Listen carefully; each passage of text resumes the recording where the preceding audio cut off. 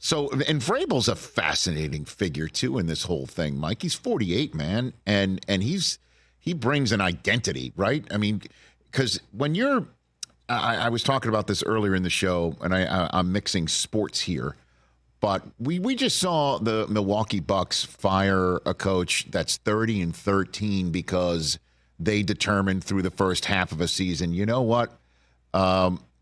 He's not ready. He's not ready for the moment. We went with the hot assistant, and he's not ready. We need a more veteran hand, and they're going to get Doc Rivers. And we're hearing about this hot coordinator and that hot coordinator, and the Titans did supplant Vrabel with one. And I'm just wondering why not.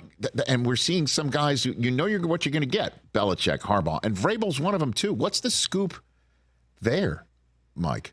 Look, I'll repeat very briefly the general observation that we talked about in detail last time, that these $10 billion businesses are run like family-owned food trucks, and that's what makes it fascinating as well.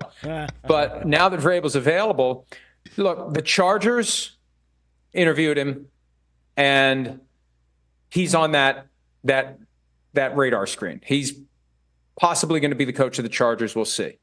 The Seahawks are a possibility as well. There's been a lot of steam that the Seahawks are the team that could realize that's the way we need to go. Any preconceived notions that Dan Quinn's going to be the coach of the Seattle Seahawks, that's a hard sell to make to your fan base, to your paying customers, after Quinn gave up 48 points in that game against the Green Bay Packers. So Vrabel's in play, Seattle and L.A., and we'll just see. But Vrabel's another guy, and I'm not going to say rough around the edges.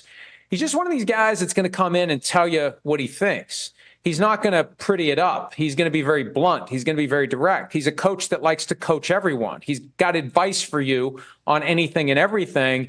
And some owners may be taken aback by that because they're not used to having someone tell them things other than what they want to hear. And Vrabel would not be, bashful about telling ownership what they don't want to hear. And, can that be an impediment? It shouldn't be.